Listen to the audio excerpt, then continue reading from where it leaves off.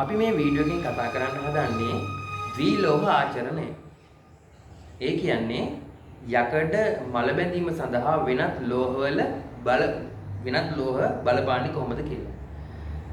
මේක ඉගෙන ගන්න කලින් පුතාලා දැනගන්න ඕනේ යකඩ විකාදනයේ ප්‍රතික්‍රියා. ඒ ටික පොඩ්ඩක් මතක් කරගන්නමු අපි. මෙන්න මේ තියෙන යකඩ විකාදනයේ ප්‍රතික්‍රියා කීපයක්. අපි දන්නවා යකඩ කැලලක් මලකඩ ගන්නදී මුලින්ම වෙන දේ තමයි යකඩ ඉලෙක්ට්‍රෝන පිට කරමින් Fe ධන දෙක යන බවට පත් වෙනවා. මේක කියලා තියෙන මේ ප්‍රතික්‍රියාව. යකඩ මේ විදිහට ඉලෙක්ට්‍රෝන පිට කරන්නේ ඉලෙක්ට්‍රෝන ගන්න කෙනෙක් හිටියොත්. ඉලෙක්ට්‍රෝන ගන්නේ කවුද? ජලයයි ඔක්සිජන්. අපි දන්නවා නේද? යකඩ විකාදනය වෙන්න අත්‍යවශ්‍ය සාධක දෙකනේ. එහෙනම් ජලයයි ඔක්සිජන් මේ විදිහට ජල අණු දෙක ඔක්සිජන් සමග එකතු වෙලා අන්න ඉලෙක්ට්‍රෝන හතරක් ගන්න. ඒ කියන්නේ මේ පිට කරන ඉලෙක්ට්‍රෝන මෙයා ගන්නවා. එයා OH විනායන හතරක් හදනවා. නම් මේ දෙක. මේ විදිහට සිද්ධ වෙලා ඊළඟට මේ FeOH එක එකතු වෙලා ෆෙරස් හයිඩ්‍රොක්සයිඩ් ඇදලා ඔහම ප්‍රතික්‍රියා තම කීපයක් වෙලා ඒක අච්චුපතේ බලන්න අන්තිමට පුතේ සිදුවන මෙන්න මේ හැදෙන මේ ද්‍රව්‍ය Fe2O3 θXH2O මේ මොකද්ද? සජල ෆෙරික් ඔක්සයිඩ්. මේක තමයි යකඩ මල කියලා නැත්නම් මලකඩ කියලා අපි හඳුන්වන්නේ. රතු මුරු පාට එයා මොකද්ද? Fe2O3 ධන H2O මේ යකඩ මලවල සූත්‍රය. ඔන්න හොඳට මතක තියාගන්න විභාගෙට බොහෝ විට අහන්න පුළුවන්. හරිද? මේ X කියලා වෙලා තියෙන්නේ මේකෙදී ෆෙරික් ඔක්සයිඩ් වලට සම්බන්ධ වෙන ජල අණු ගාන නිශ්චිතව කියන්න බැරි හින්දා X කියලා දාලා තියෙනවා. එහෙනම් මේක මතක තියාගන්න. යකඩ මලවල සූත්‍රය. හරි? ඊළඟට එහෙනම් මෙතෙන්දි බලමු පුතේ මෙතෙන්දි සිද්ධ වෙන මේ එක ප්‍රතික්‍රියාව මට කියන්නේ ඉලෙක්ට්‍රෝන පිට කරන නිසා ඒ ඇනෝඩීය ප්‍රතික්‍රියාවද කැතෝඩීය එකද? ඒ ඇනෝඩීය ප්‍රතික්‍රියාව. ඒ ඉලෙක්ට්‍රෝන පිට කරන. එහෙනම් මෙතෙන්දි ඒක අනිත් පැත්ත නේද? මේ සිද්ධ කළ තියෙන කැතෝඩීය ප්‍රතික්‍රියාව. ඉලෙක්ට්‍රෝන අරන්. එහෙනම් මේ එක ඇනෝඩීය ප්‍රතික්‍රියාවක් වෙනවා දෙක කැතෝඩීය ප්‍රතික්‍රියාවක් වෙනවා. එහෙනම් මේ විද්‍යුත් විච්ඡේදනයේ පාඩමකට මේ කොටස දාලා තියෙන එකයි මෙතෙන්දි යකඩ විකාදනයේදී සිද්ධ වෙන්නේ පුතේ අන්න ඇනෝඩ කැතෝඩ ප්‍රතික්‍රියාව. එහෙනම් මේක සිද්ධ වුණොත් තමයි යකඩ මලකඩ ගන්නේ. හරිද? එහෙනම් පුතේ අපි බලමු යකඩ විකාදනය වෙන්න වෙනත් ලෝහ බලපාන්නේ කොහොමද කියලා. අපි පොඩි පරීක්ෂණ සකස් කරනවා මේ විදිහට.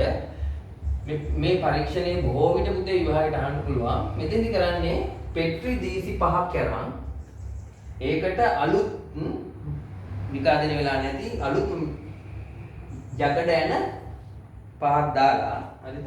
ඒකට සම්බන්ධ කරනවා මෙන්න මේ ලෝහ. එහෙනම් මේකේදී පුතේ යකඩ ඇනේ විතරයි මොනවද ලෝහයක් සම්බන්ධ කරන්නේ නැහැ. මෙතෙන්දි මැග්නීසියම් පටි කැලලක් තදින් ඇනේට සම්බන්ධ කරනවා. මෙතන සිංක් කැලලක් සම්බන්ධ කරනවා. තදින් සම්බන්ධ කරන්න ඕනේ. මෙතන කොපර් කැලලක් සම්බන්ධ කරනවා. මෙතන ඊයන් කැලලක් සම්බන්ධ කරනවා. ඊට පස්සේ පුතේ මේකට විශේෂිත වූ ද්‍රාවණයක් දානවා. ඒ ද්‍රාවණය දාගෙන මෙහෙමයි වතුර මිලිලීටර් 250ක් 300ක් කරා ඒකට දානවා පුතේ මෙන්න මේ දේවල් මතක තියාගන්න.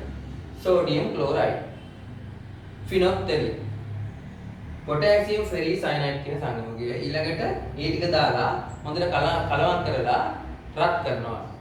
අටනකම් රත් කරලා රත් වුණාට පස්සේ දානවා ඒගා කියන ද්‍රව්‍ය. ඊට පස්සේ පුතේ ඒ මිශ්‍රණය මේ පහටම වක් කරනවා. වක් කරලා සල්ප වේලාවක් ගිහින් බැලුවොත් හරිද? අපිට මෙන්න මේ නිරීක්ෂණ බලා ගන්න පුළුවන්. ඔයාලට පේන ඇති යකඩනේ මෙතන රෝස මෙතන නිල් පාට වෙලා තියෙනවා. මේකේ රෝස පාට යකඩනේ වෙලා තියෙනවා. මෙතන යකඩනේ රෝස වෙලා තියෙනවා. මෙතන කොපර් රෝස මෙතන යකඩනේ නිල් පාට වෙලා තියෙනවා. මෙතන යකඩනේ නිල් ඊයන් ආඩුව රෝස වෙලා තියෙනවා. හරිද? ඔයාලා මේ ක්‍රියාකාරකමේ තියෙන පැවරුමේ රූප සටහන මේ විදිහට ඇඳලා නම් කරගන්න පුළුවන්. හරිද? දැන් මෙතෙන්දි පුතේ හොඳට මතක තියාගන්න පොටෑසියම් ෆෙරිසයනයිඩ් වලින් කරන දේ තමයි Fe ධන දෙක අයන තියෙනවා නම් නිල් පාට වෙනවා. ෆිනොක්තලින් අයන තියෙනවා නම් අපි දන්නවා ෆිනොක්තලින් වලට පුළුවන් OH විනායන වලදී රෝස පාට වෙනවා. එහෙනම් මේ ප්‍රතික්‍රියාවේ මේක වුණා නම් මේ අයන තියෙනවා නම් නිල් පාට වෙලා පෙන්නනවා. මේ අයන හැදිලා තියෙනවා නම් රෝස පාට වෙලා පෙන්නනවා. එහෙනම් දැන් අපි මෙතන වෙච්ච දේවල් ගැන පොඩ්ඩක් සලකලා බලමු. එහෙනම් මෙතන පුතේ යකඩ ඇනේ නිල් පාටක් තියෙනවා රෝස පාටක් තියෙනවා. මේකේ තේරුම මොකද්ද? මේ ප්‍රතික්‍රියා හරි අපූර්වට වෙලා. ඒ කියන්නේ යකඩ මල බැඳීම හොඳට මේකේ වෙලා. මොකද වෙන ලෝහයක් සම්බන්ධ මොකුත් නැහැ නේ. හරි. වෙලා තියෙනවා. මේ දෙක ගැන බලන්න. මේ දෙකේ පුතේ නිරීක්ෂණ එකම විදියයි. යකඩ ඇනේ රෝස ලෝහ පාඩු වල මොකුත් පාටක් නැහැ. අපි දන්නවා මේක රෝස වෙන්න හේතුව මොකද? මෙන්න මේ OH විනායන යකඩ ඇනේ හැදිලා තියෙනවා. ඒ කියන්නේ කැටෝඩිය ප්‍රතික්‍රියාව යකඩ ඇනේ වෙලා තියෙනවා. හැබැයි මේක වෙලා නැහැනේ. නිල් පාට නැහැනේ. ඒ හින්දා Fe අණ දෙක වෙන යකඩ ඇනේ විකාශනය වීමක් වෙලා නැහැ. හැබැයි මෙතන යකඩ ඇනේ එහෙම නැති වුණාට මේ මැග්නීසියම් සහ සිංක් අන්න මේ ඇනෝඩීය ප්‍රතික්‍රියාව සිද්ධ කරනවා. ඒ කියන්නේ Mg ඉලෙක්ට්‍රෝන පිට කරලා Mg ධන දෙක වෙනවා. අන්න ජලීය වෙලා ඉලෙක්ට්‍රෝන දෙකක් පිට කරනවා. සිංක් එයත් ඒකම කරනවා. මොකද්ද? ඉලෙක්ට්‍රෝන පිට කරමින් මෙතන සිංක් ධන දෙකේ අයන හදනවා. අන්න ඉලෙක්ට්‍රෝන පිට කරනවා. හැබැයි පුතේ මැග්නීසියම් ධන දෙකේ අයන සිංක් ධන දෙකේ අයන ඒවාට වර්ණ වෙනස් වෙන රසායන ද්‍රව්‍යයක් මෙතන නැහැ. ඒක නිසා මේ වගේ පාටක් මුකුත් පෙන්වන්නේ නැහැ. එහෙනම් මෙතෙන්දි වෙලා තියෙන්නේ යකඩ ඇනේ වෙලා තියෙන්නේ මෙන්න මේ කැටෝඩීය ක්‍රියාව විතරයි. ඒ කියන්නේ මෙතන යකඩ ඇනේ මලකඩ කාලා නැහැ. හරිද? මොකද ඇනෝඩීය ප්‍රතික්‍රියාව යකඩ ඇනේ වෙනුවට කරලා තියෙන්නේ මැග්නීසියම්යි සිංක්. ඒ දෙන්න. ඒ කියන්නේ යකඩ ඇනේ ආරක්ෂා වෙලා තියෙනවා. හරිද? මෙතන පුතේ යකඩ ඇනේ නිල් පාට වෙලා තියෙනවා. ඒ කියන්නේ අන්න Fe ධන දෙක හැදිලා තියෙනවා. මෙතන රෝස. ඒ කියන්නේ මේ කොපර් සහ ඊයන් ආඩු වල මේ ප්‍රතික්‍රියාව සිද්ධලා. ඒ කියන්නේ කැතෝඩිය ප්‍රතික්‍රියාව සිද්ධලා තියෙනවා. එහෙනම් මෙතෙන්දී යකඩ ඇන වල ඇනෝඩිය ප්‍රතික්‍රියාව සිද්ධ වෙලා කොපර් ඊයන් වල කැතෝඩිය ප්‍රතික්‍රියාව සිද්ධ වෙලා. ඒ කියන්නේ මේ අවස්ථාවවලදී යකඩ ඇනේ මලකඩ කාලා. ඒ කියන්නේ මේ ප්‍රතික්‍රියාව සිද්ධ වෙලා. මේ ප්‍රතික්‍රියාව සිද්ධ වෙලා. ඒ කියන්නේ කොපර් ඊයන් අහඩු එකට තිබ්බට යකඩේ ආරක්ෂා වෙලා නැහැ. විකාදනය වළක්වලා නැහැ. හරිද? එහෙනම් සක්‍රියතා ශ්‍රේණිය ගැන හිතද්දී බලන්න පුතේ අර දෙක මැග්නීසියම් සිංක් දෙන්නම ඉන්නේ කොහෙද? යකඩ වලට. මෙන්න යකඩනේ. සිංක් මැග්නීසියම් මේ ඉන්නේ මෙතන මෙතන. ඒ දෙන්නම ඉන්නේ යකඩ වලට උඩින්. අන්න යකඩ වලට උඩින් තියෙන ලෝහත් එක්ක සක්‍රියතා ශ්‍රේණිය යකඩ එකට තිබ්බාම යකඩ කැතෝඩේ වෙලා නේද?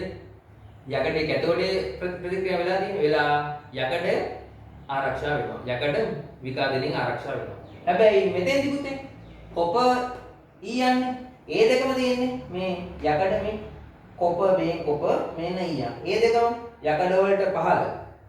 එතකොට අන්න යකඩ වලට පහළ ලෝහයකට තිබ්බට යකඩ වලට කිසිම ආරක්ෂණයක් නැහැ. හරිද? ඔන්න ඔකට පුතේ කියනවා කැතෝඩී ආරක්ෂණය නැත කැපකිරීමේ ක්‍රමය කියලා.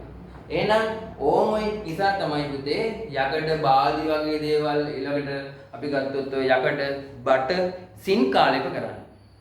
එතකොට සීරුණත් ඒක කාලයක් තියෙනවා යකඩේ විකාශනය වෙන්නේ නැහැ.